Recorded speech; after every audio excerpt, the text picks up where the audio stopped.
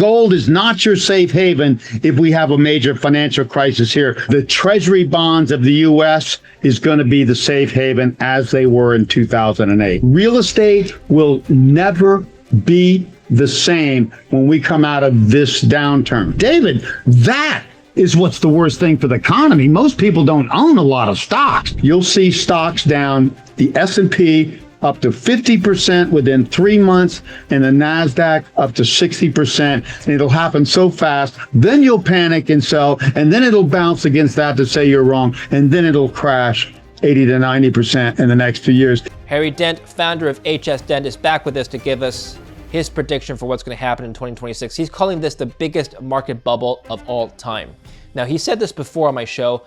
Late last year, he called 2026 a year of a major market crash. So far, things are starting to roll over. Bitcoin's down from its top late last year. Gold's down from its top earlier this year. 3 of the Mag 7 stocks are down year to date. So what's going to happen next? How will this topping pattern continue? Harry's going to reveal to us the market indicators he's looking at that will indicate to him when the market will top. And he's going to tell us how far this correction will extend into next year. This video is sponsored by Kalshi. It's the largest prediction market in the United States.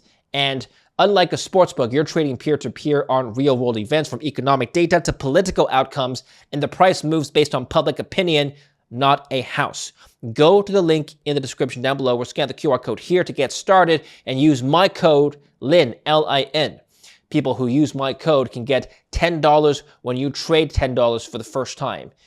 Now, there's a trade for the S&P 500 close by end of 2026. There's a 20% chance, 19% chance, according to Kalshi traders, that it will close between 7,800 points to 8,000 points. For reference, it's currently at 7,483. Harry disagrees. Harry thinks that this is going to go the opposite direction and is going to crash significantly. It's going to drag down the entire economy with it. Housing is going to crash. It's going to wipe out an entire generation of wealth. And the baby boomers' wealth tied to housing, that's going to suffer first. So let's take a listen to what Harry has to say. Welcome back to the show, Harry. Good to see you. Nice to be back, David. The everything bubble. You called this the everything bubble. You predicted an unprecedented crash. You've argued that the 16-year market bubble was artificially inflated by massive government stimulus. You've called for several leading indicators to show where the markets are headed, including Bitcoin, which is down more than 50% from its top. So this market bubble, if you want to still call it a bubble, has been rolling over somewhat in the last couple of weeks, with tech now leading the charge downward. The NASDAQ has now gone sideways and consolidated around its top. And just earlier this week, South Korean's stock market index, dominated by semiconductors, fell 8% in a single day. There's some news that big Mag 7 stocks, including Meta, are now moving into less, chip-intensive industries like cloud computing. The point is, right now, the technicals don't look great for markets. Tell us what's going on and how this fits into your overall market thesis, what we're seeing right now. Yeah, again, what's really happening is there's 2 big things that drive the economy. Generational cycles of spending, which, David, are very simple. 46-year lag on the birth index adjusted for immigrants, which I can do accurately as well. And that said, the trends are down 2008 to 22, 23. This should have been more like the 1930s. But the other important trend is innovation and technology cycles, and those are on a 45-year clock, not the 39-year clock like the demographic cycle. So that cycle finally peaked in 2020 and is now pointing down ever since, and that one keeps going down the most into 2032. So cycles are adverse for the first time since the early 80s. All cycles, but the bubble just has its own momentum, and the government has created the last part of this bubble since 2008 with $31 trillion of stimulus poured in, deficits and money printing combined, and kept it going. And now I think we're at the point where the whole thing finally starts to crack. Now we have to see signs of it. And the best sign, and I've studied every bubble burst in history now in the last couple hundred years, and the first crash out of a bubble tends to be 50% in just 2 to 4 months. So if this bubble's getting ready to crack now, which I think on a great delay it is, we should see the markets go down very strongly into October or late this year. And that's what I'm looking for now. So whether you believe my thesis or not, it is a good time to be conservative until we see what happens, because also there's a consistent 4-year cycle in stocks and the economy all the way back to 1900 that says into the fall of this year, stocks should be down and the economy should slow a bit. Anyway, I'm just saying all it takes is a minor slowdown to trigger a major bubble burst. And I cannot compare this bubble in length or size since 2009 to any bubble in history. So it's not going to be a good outcome when it does crash. What triggered the bubble pop in 2000 and 2001 for the tech bubble? And what triggered it in 2008? Just give us similarities here. We know what happened exactly, but just draw similarities from now to prior bubbles. Yeah, that's a great question, because there's two different things. In early 2000, when the peak in the 78% NASDAQ crash into 2002, that was simply overvaluation. Just like today, the tech stocks went up so much that they just crashed of their own bubble in momentum. So we now have that second tech bubble now, even more extreme, longer. But this time, in 2007, the trigger of the downturn was the generational spending wave of the largest generation in the history, baby boomers, peaking and turning down on a simple 46-year lag to their birth index. So that was 2008 crisis. 2002 was a tech bubble bursting. Now we have a second tech bubble bursting, even more dramatic, on top of all this. And so a bigger bubble that should crash harder. And now that any bubble crash of this magnitude, I can tell you, David, from history, takes 2.5 to 3 years. That's the least it ever happened, just like 29 to 32. That was 34 months from top to bottom, and 89% down for the Dow back then, which is more like the NASDAQ now. But Harry, valuations for tech have been stretched for quite some time. It's the most richly valued sector. That's just the way it is. And people have pointed out that just because something looks expensive, it doesn't mean the price can't continue to go up, right? Right. Well, again, bubbles go up longer than people think, but what people don't get is when they do crash, they are murder. I'm just telling you. And this is the longest, biggest bubble in history. And now what I see is we have a 4-year cycle that has been very consistent, and stocks just take a break. Stocks are typically down 10 to 20% every 4 years, just like back in 2022 was the last simple 4-year correction.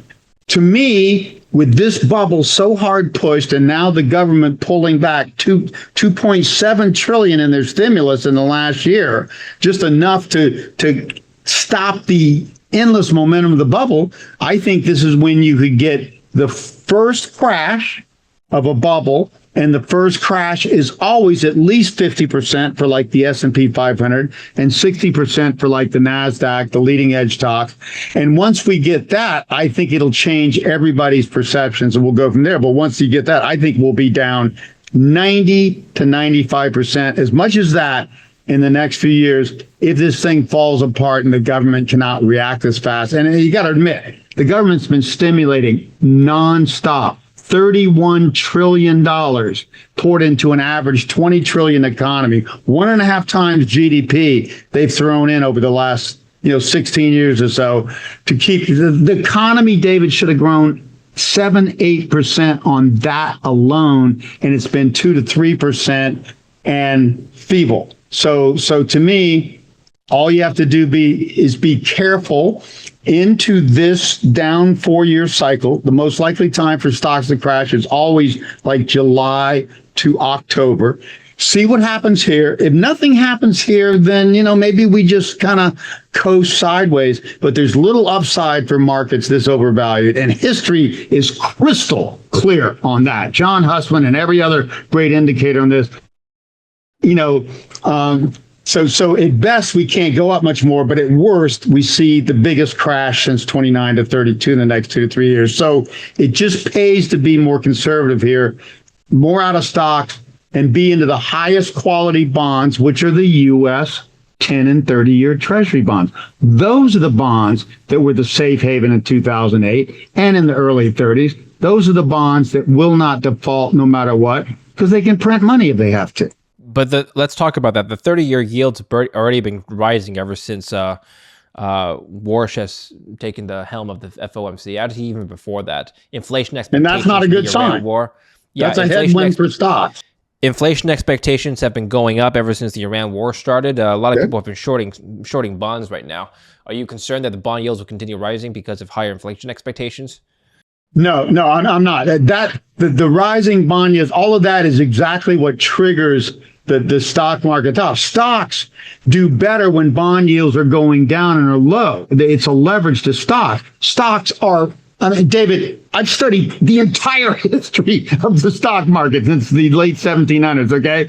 Stocks have never been this overvalued this broadly, okay? In 2000 and now are the highest valuations ever. Makes 1929 look like nothing, okay? That's where we're at. All we need is a trigger here, and then things start slowing enough to unravel the unprecedented debts. Debts default even in good times. Once things get tough, they default like crazy. There has never been a debt bubble to even compare to this. So all it takes is a trigger here, because the only thing different, David, this time than the roaring 20s or the 50s and 60s or past major long-term tops, is governments finally realized they had the power to stop a bubble from crashing. So they've kept this bubble going 16 more years. It should have peaked, back in 2007, and again, more so in 2020, and here it's still going up. So I'm just telling people, if you want to stick with this market, fine, but you better have a quick trigger, because when this thing bursts, my prediction is you'll see stocks down, the S&P up to 50% within 3 months, and the NASDAQ up to 60%. And it'll happen so fast, then you'll panic and sell, and then it'll bounce against that to say you're wrong, and then it'll crash 80 to 90% in the next few years, if history has anything to say about this. Bubbles always burst, and they always burst harder than any other upturns in history. I'm curious to understand more about your demographics research. You've spent a lot of time researching how demographics affect market cycles and bubbles. Yeah. Here in Canada, where I'm based, I'll give you an example. The population declined for the first time ever in the country's history, I think second year in a row. So the population is stalling due to higher deaths than births and lower immigration. And now we have a recession, a technical recession. The government doesn't want to admit it, but we have 2 quarters of negative GDP. And the whole world, the whole developed world, is heading towards the same trend. Fewer births, more deaths, and fertility rates declining. What does that mean for the next 20 years? Yeah, David, that is the huge long-term trend. This has not ever happened before, okay? The leading countries in the world, the developed world, which is 5 times richer than the emerging world, okay? And all the population growth is in the emerging world, but the developed world is plateauing and actually starting to shrink, starting with Japan and South Korea. It's going to follow all throughout the developed world. This is the big trend. We are peaking long-term, but at the top of this peak, we're seeing high inflows. The baby boomers caused the major peak in growth in 2007 to peak, but their investment flows, as they're getting saving for investment, are only peaking recently in 2024.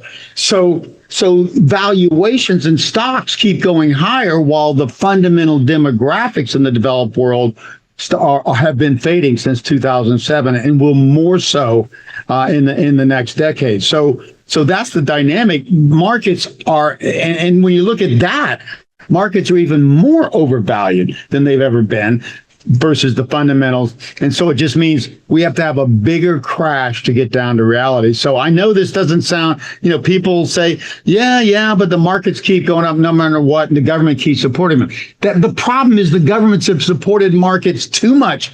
$31 trillion, okay, in stimulus since 2008. That's the only thing that's kept stocks going to new highs and the markets going up.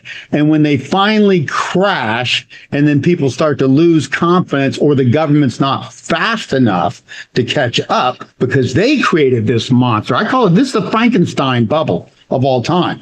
This is not Mr. Hyde. This is Frankenstein.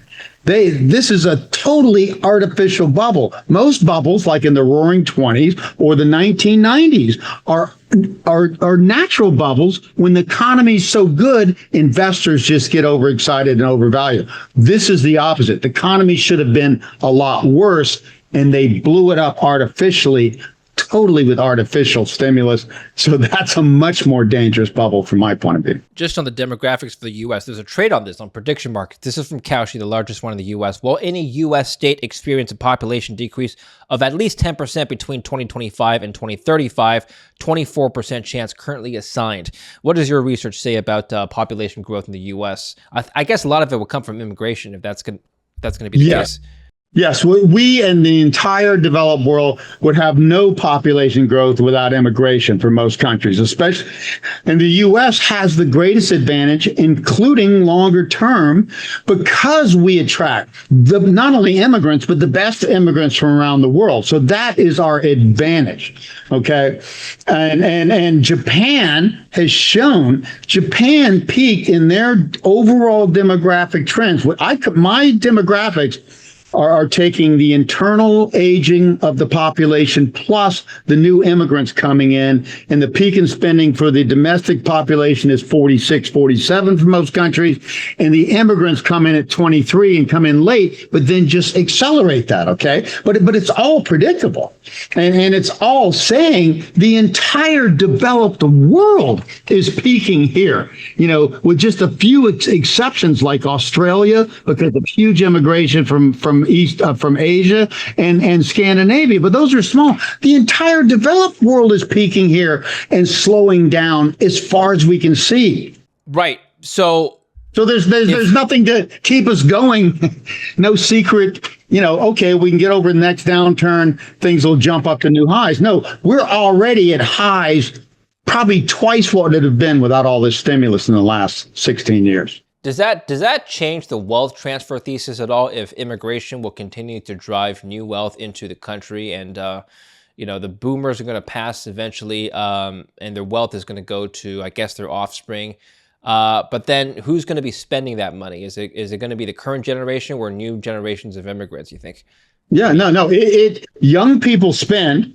And then I know the exact numbers on this, Davis. They enter the workforce at 20 on average, between 18 and 22, high school and college, and they spend more into 46, 47, depending on the country. But the more affluent people that go to college spend more into age 51 to 54. So we can tell when people are going to spend. What I've been saying, Dave, the entire developed world is peaking. And that happens. It happened to Rome. It happens to anybody in history. The more affluent you get, the less babies people have. The more they get focused on their own standard of living, and having kids is a detriment to that. Affluent people have less kids than less affluent. The developed world's having way fewer kids than the emerging world, and on and on and on. But regardless of that, since I study demographics, I can predict all of that. When the developed country is going to peak, when the emerging country is going to peak. India is not going to peak until 2050, 55. That's the next China. They're going to urbanize like China more rapidly and drive the next global boom along with a lot of other emerging countries. But China's, David, is already done. They're the only emerging country, because of their one-child policy for a decade, that does not have young people coming up to follow their peak and will keep declining. And they also have the highest debt levels compared to incomes of any country in the history because of their overstimulus of their economy. They have 22% empty houses and offices in China. For the next boom, if it ever happens at all, they don't need to build anything. So how can you have a boom when real estate and investments in infrastructures are the biggest part of GDP growth? So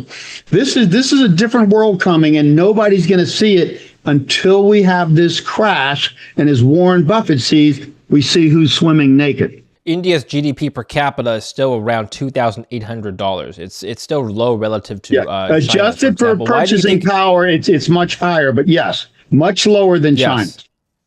Why did India develop so late? And people would argue, well, if it hasn't done so already, if it hasn't industrialized, it probably never will, at least not for the foreseeable future. What do you say to that?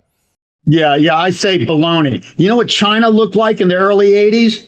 I had a friend visit there and go into the interior and see the real people in rural China. His description was growling, spitting pigs. He's been all around the world, sub-Saharan Africa, everywhere, and he was saying he's never seen lower life than that. That was China in the early 80s, before they invested in infrastructures and before their demographics turned very positive and all these things. They basically urbanized, went from 20 to 70% urbanization that time.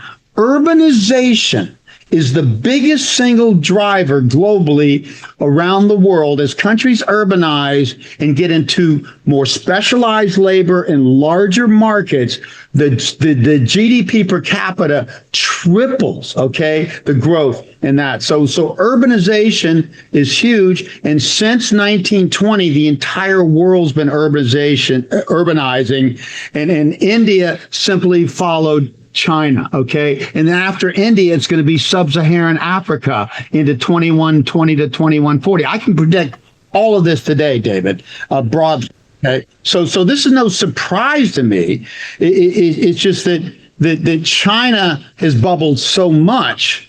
India will be the huge beneficiary when the China bubbles burst and the world stops investing in China and says, oh, what's the next big thing? David, there's only one other place, India. And Pakistan. Going back to U.S. markets, well, I guess global markets, Bitcoin.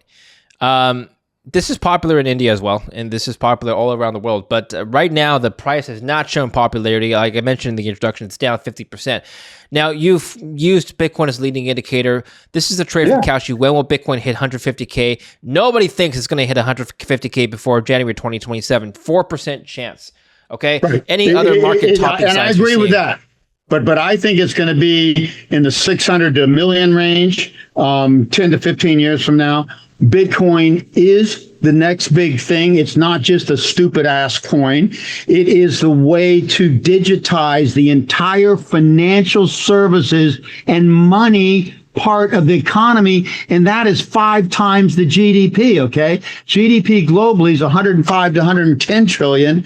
Financial assets are 630 to 650 trillion dollars. So that's what crypto's about. People don't understand it. Bitcoin doesn't make any sense. It has no value.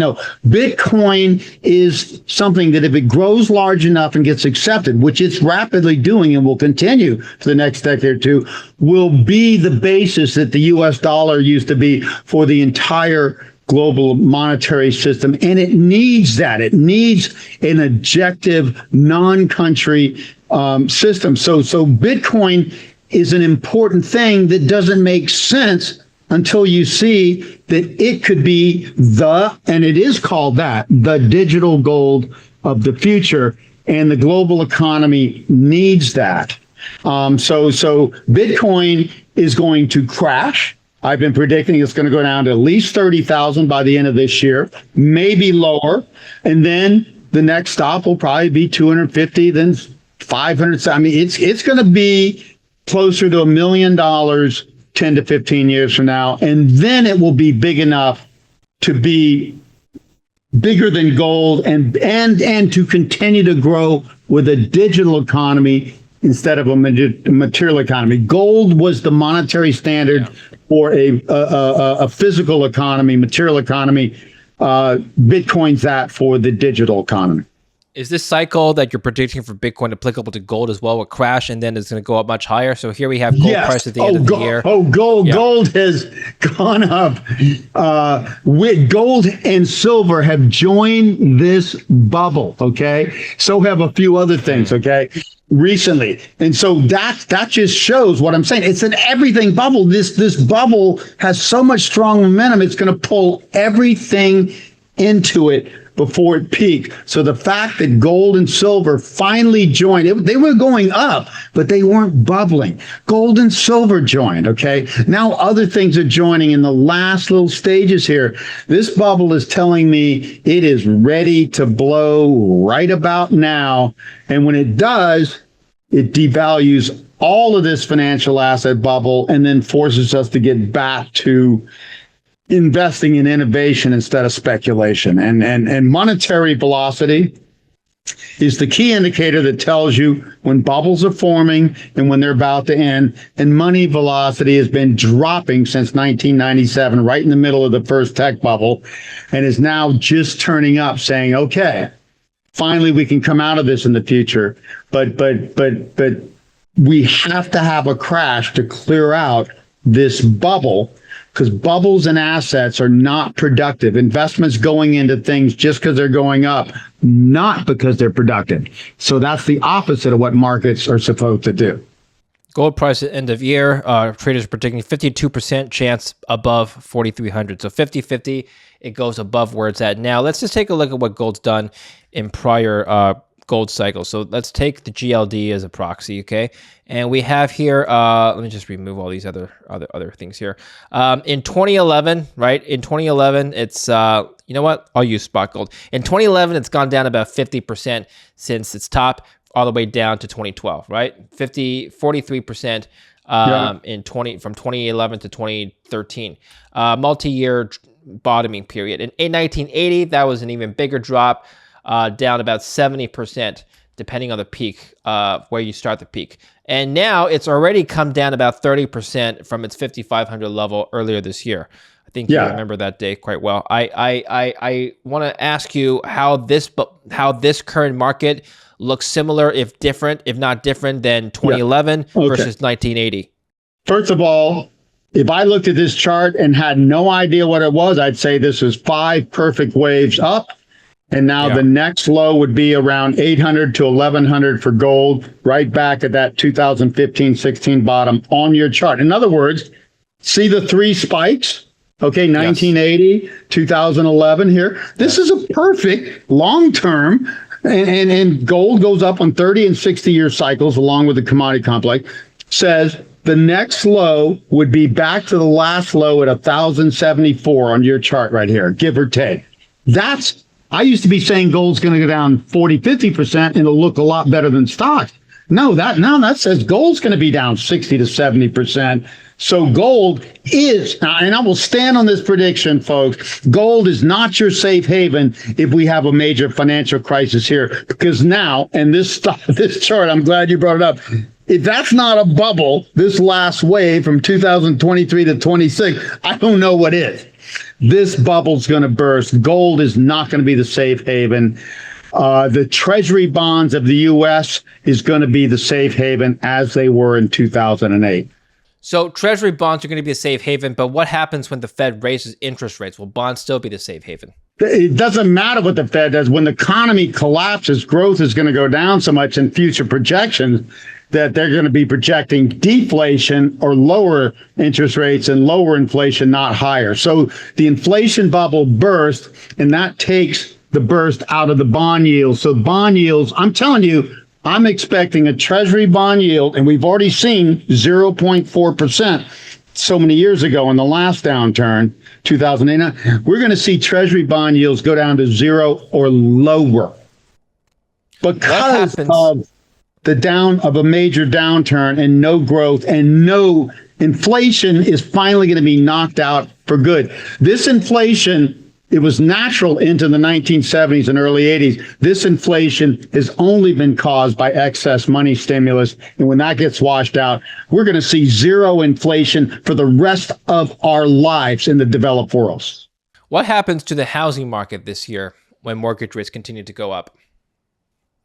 Well, that's only bad for the safe housing, haven but play as well? housing has bubbled now way worse than it did coming into early 2006.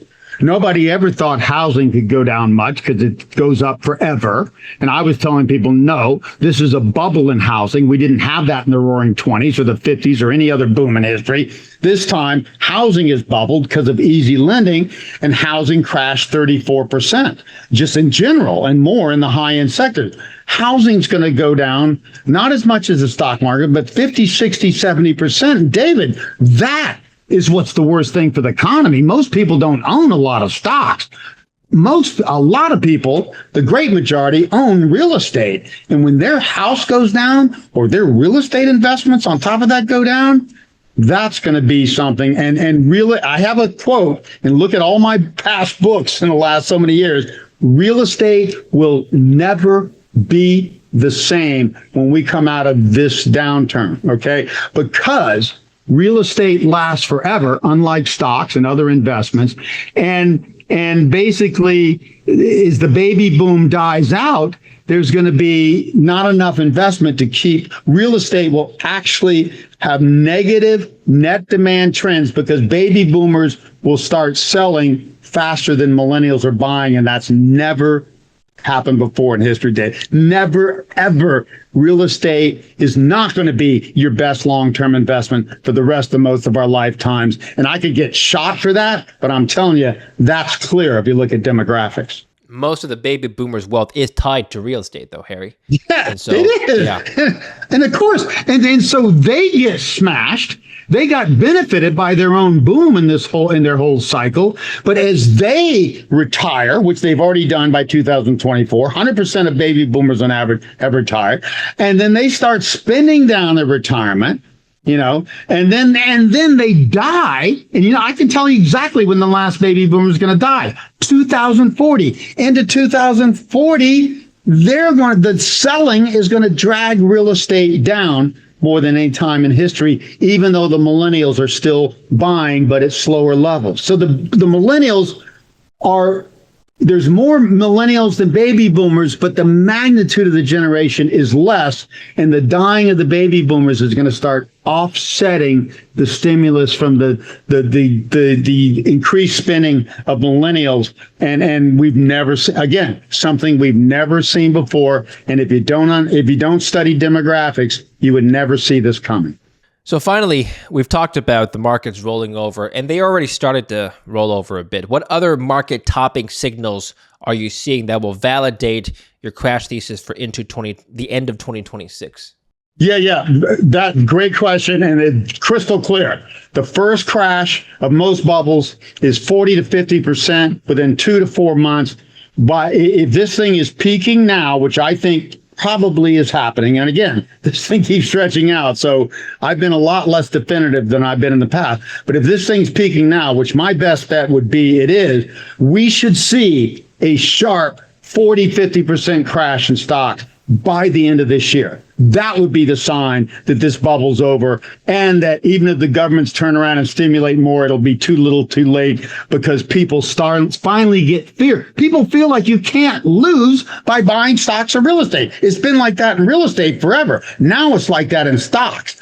Once you shake that, then it's hard to unshake it. So that's what I'm looking for. That's the biggest sign. If that doesn't happen by the end of the year, then we'll probably move more sideways until something like that happens. But I think that's the best scenario, that we do see an unexpected sharp crash into the end of this year, especially into October.